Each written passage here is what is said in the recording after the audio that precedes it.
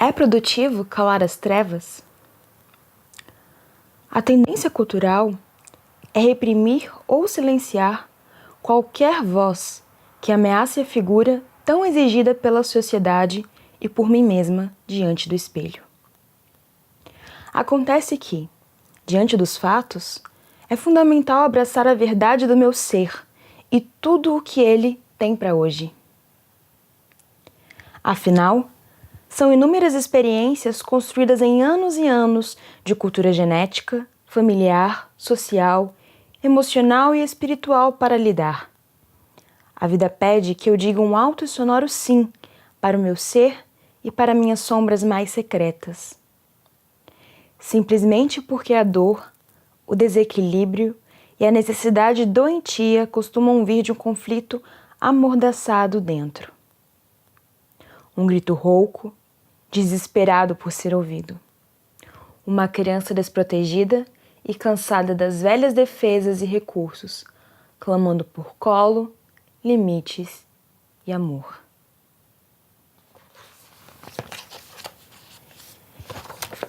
Texto do livro Abraço à Sombra, da Daniela Migliari, lançado pela Tagore Editora em 2018.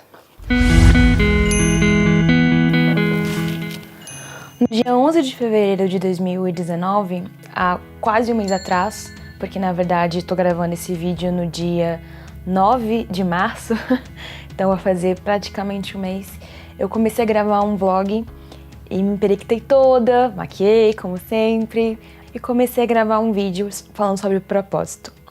O texto de abertura que eu escolhi foi aquele pequeno trecho da Alice no País das Maravilhas, que é muito usado por vários coaches e vários empreendedores, falando sobre a escolha dos caminhos, que, para quem não sabe para onde ir, qualquer caminho serve.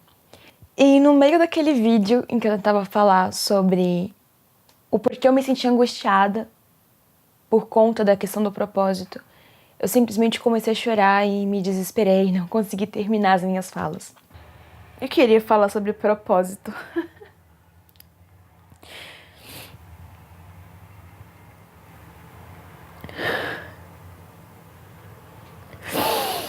Por que eu comecei a chorar? Eu falei, não posso publicar isso, não posso publicar minhas lágrimas, meu choro, porque, poxa, eu tô com o Instagram cheio de mensagens motivacionais positivas, sempre falo sobre pensar positivo, e por mais que eu fale sobre aceitar a sombra, como tá aqui, eu sempre tive uma questão minha que era ser muito perfeccionista e não demonstrar o que eu estava sentindo para as pessoas ao redor. Apesar disso, eu sempre escrevi.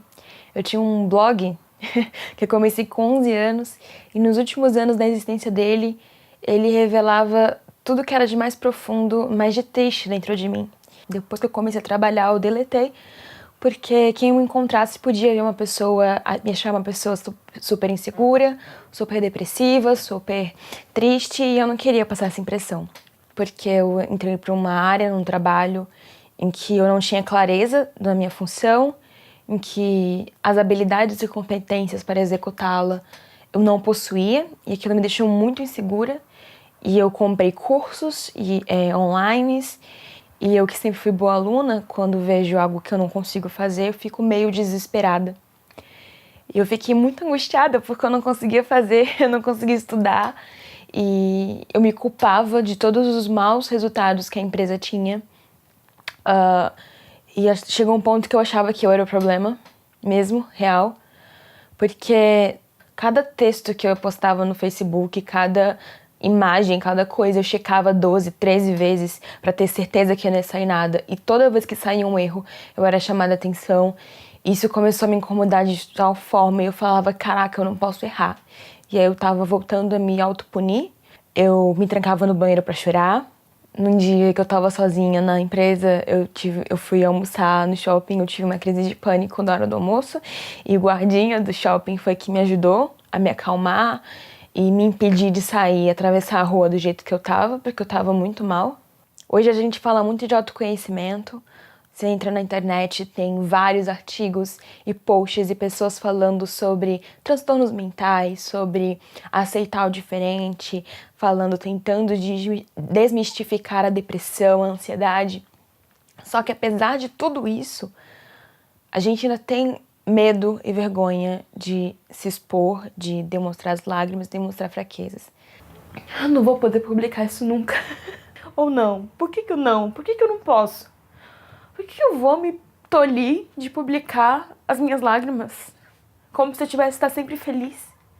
Porque no Instagram é assim, né? No Instagram, no Facebook, na rede social, a gente tá sempre feliz. A tristeza fica só pros poemas. A tristeza fica só pras poesias. A tristeza fica só pros escritos, mas nunca pro vídeo, pra fala. Eu tenho trabalhado sempre, nos últimos meses, criar um mindset novo de produtividade, de abundância, de alegria, de motivação.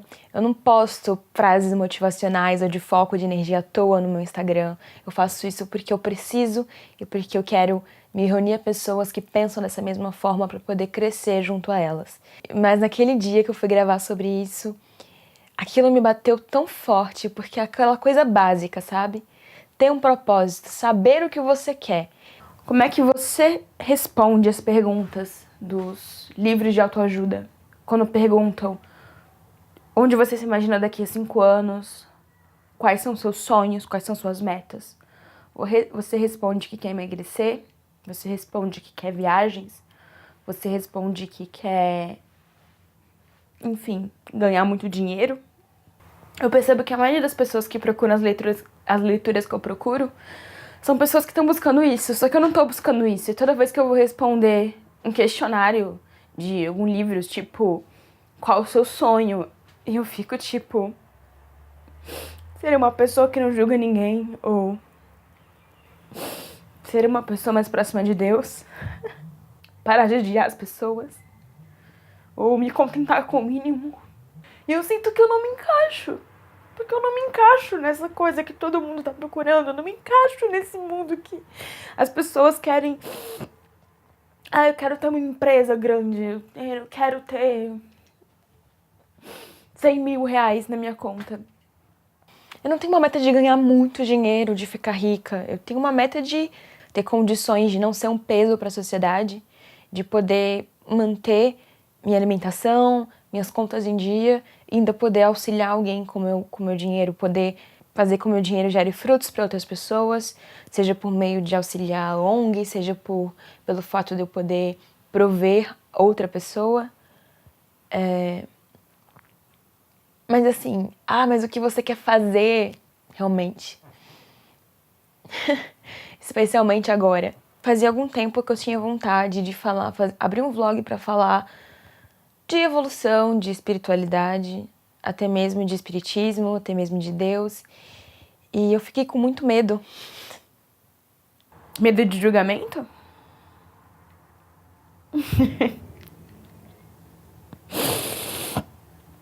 Com certeza. Medo do que as pessoas vão pensar. Porque a partir do momento que eu abrisse minha boca, eu sabia que eu ia ser cobrada. Eu ia ser cobrada pelos outros, mas principalmente por mim, de manter uma postura coerente com aquilo que eu prego, com aquilo que eu falo. E o que é certo, né? A gente tem que ser o que a gente prega, o que a gente fala, porque senão a gente vai ser só uma pessoa hipócrita. E quando eu era mais nova, eu julgava muito, aliás, eu ainda julgo muito. Eu ia pra escola e eu julgava as pessoas que copiavam o dever de casa, eu julgava o fato de uma pessoa beber, uma pessoa fumar, uma atitude horrível. Então eu tava com os meus amigos na evangelização e eu criticava o tempo todo. Mesmo que eu não falasse, eu criticava nas posturas e tentava ser a pessoa mais certinha do mundo, a irrepreensível. E cada crítica, cada chamada de atenção para coisas que eu não gostava, eu me angustiava muito. Então eu me culpava por coisas que são minhas e que eu não tinha capacidade de mudar, como por exemplo, a vontade de falar muito, falar rápido, falar alto. E o julgamento é o meu calcanhar de Aquiles, assim. E o medo maior de me expor, de falar o que eu pensava, sempre foi o do julgamento, sempre foi o da crítica. Pois cada crítica, cada julgamento, cada chamada de atenção para um erro virava um monstro dentro de mim. Isso dói. Às vezes eu me me sinto uma decepção não pra Deus, porque é impossível alguém ser uma decepção pra Deus. Ele ama todo mundo igual. Uma decepção pra mim mesma, sabe? Quem é perfeito, né? Não tem gente perfeita. E aí a gente cobra isso dos outros. Eu lembro que eu postei um texto no Facebook e aí eu fui chamada a atenção no trabalho porque no texto eu questionava a minha capacidade de trabalhar, porque eu estava muito triste, porque como eu falei, eu não tinha as habilidades que eram necessárias, eu ainda estou em construção nisso, e eu me senti extremamente insegura. E toda vez que eu estou muito insegura, eu tento me boicotar. Eu tento criar desculpas para mim mesma, zona de conforto. Parece que eu faço de tudo para que as pessoas me abandonem, para que as pessoas me demitam, ou para que as pessoas me excluam da vida delas, porque para mim é muito difícil admitir que eu não sei como expressar exatamente. Olha, eu não tô aqui querendo que ninguém tenha pena de mim. Eu sei que eu tenho muita qualidade, sim. Eu tô aprendendo a reconhecer. Eu não reconheci as coisas que eu sou boa.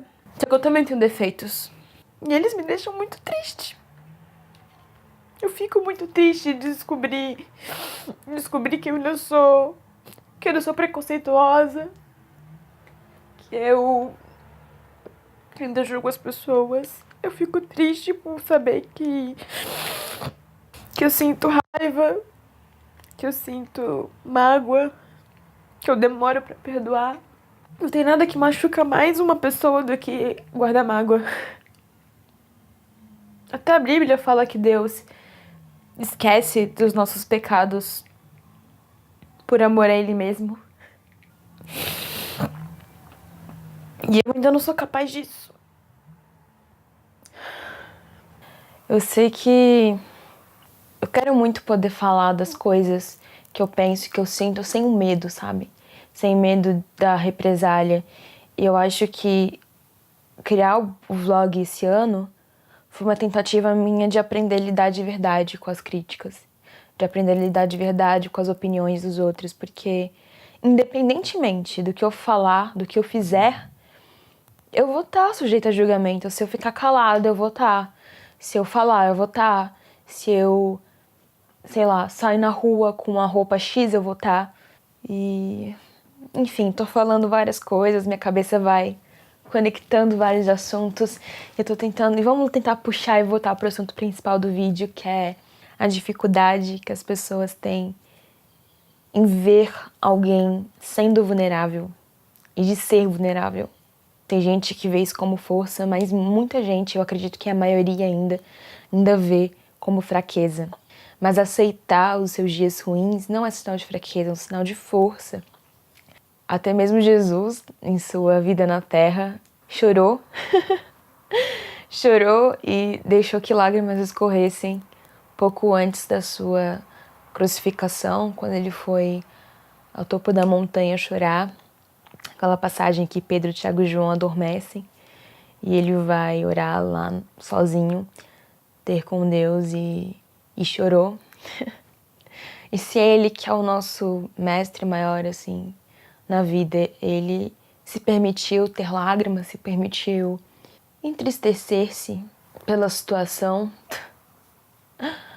por que a gente não pode, sabe? Por que que a gente... Por que que eu fico com tanta vergonha? Eu não quero ter mais vergonha de chorar. Então, se eu tenho um caminho que eu quero seguir, era o caminho do bem, era o caminho da evolução pessoal, é o caminho de ser alguém melhor, é o caminho de primeiro aceitar que eu sinto dor e que eu não preciso esconder. Esconder dói. E a gente tem vergonha de mostrar porque quando você mostra as lágrimas, as pessoas querem te tirar daqui, querem te tirar das lágrimas, querem te levantar, querem te fazer sorrir, mas as lágrimas são águas que curam também, as lágrimas são importantes. É importante que a gente sinta, todo sentimento é importante. A tristeza é importante. Acho que era isso. Quanto ao vídeo do Propósitos e Minhas Angústias, eu não sei se eu vou publicar, eu não sei se eu vou terminar de editar. Talvez eu deixe Você tá com medo? Vai com medo mesmo. Porque coragem não é ausência de medo. Coragem é ir com medo. Mas é que no fato, depois de tanto chorar, eu comecei a sorrir muito e agradecer a Deus, porque, poxa, eu sinto, cara. Sentir significa que eu tô viva, né? Não tem problema ser quem você quer ser, não tem problema você ser quem é, não tem problema você sentir o que você sente. Esconder o que você sente é muito pior. A gente tem dias ruins, a gente chora, a gente se entristece. E toda dor que existe dentro da gente, ela revela algo sobre nós. Às vezes é a consciência que clama, porque você se sente culpado de alguma coisa. Às vezes é a emoção, o sentimento, a compaixão e a revolta. Mas são sentimentos, e sentimentos são importantes e revelam sobre você e sobre quem você quer ser no mundo, onde você está no seu momento de vida.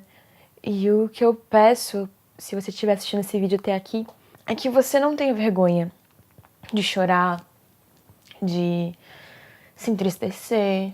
Não deixe que isso te abale, não se entregue, mas use esse momento pra se observar, sabe? Se observar por dentro e tentar descobrir o porquê que você sente isso. Observar os pensamentos, meditar e procurar formas de se reconectar consigo mesmo. Cada vez que eu consigo, não me importar de verdade com alguma crítica ou levar as observações que eu recebo, não como ataques pessoais, mas sim como oportunidade de aprendizado, como tô isso tudo tem me dado mais força, isso tudo tem me dado mais paz. Eu tenho ficado muito mais feliz, na verdade. Eu tô muito mais feliz hoje. Crescer dói muito. E eu passei por muitas dores. E até hoje eu passo, mas hoje parece que eu tenho certeza que eu posso lidar, sabe? Eu tenho certeza que eu consigo. Eu ouço que eu tô fazendo besteira, eu ouço que eu me contento com menos, que eu não acredito no meu próprio potencial para algumas coisas. E talvez seja verdade, tem coisas que eu ouço e que eu não consigo lidar ainda. Eu fujo de coisas, eu tenho medo de várias coisas. Mas isso não quer dizer que eu não esteja no meu caminho certo, sabe? Enfim, acho que é isso. Falei muito, como sempre. Vou tentar editar esse vídeo pra ficar o mais curto possível, só que eu acho que eu não vou dar conta. E se você quiser falar um pouco de sentimento sobre angústias ou então revelações sobre você mesmo e crescimento pessoal, eu recomendo muito esse livro aqui. Ele realmente toca a nossa alma. E também recomendo a música da Flaira Ferro, Me Curar de Mim, que é uma música que eu conheci recentemente, graças à comunidade Milagre da Manhã. Aquela letra falou muito sobre mim, falou muito sobre o que eu tô passando agora, das inseguranças que a gente tem dificuldade de expor. Então, uma leitura recomendada, uma música recomendada, que se quiser adquirir o link tá aqui na descrição do vídeo, tem o link da música e tem o link do livro para quem quiser comprar. Eu super recomendo e é isso aí, gente. Muito obrigada. Lágrimas curam.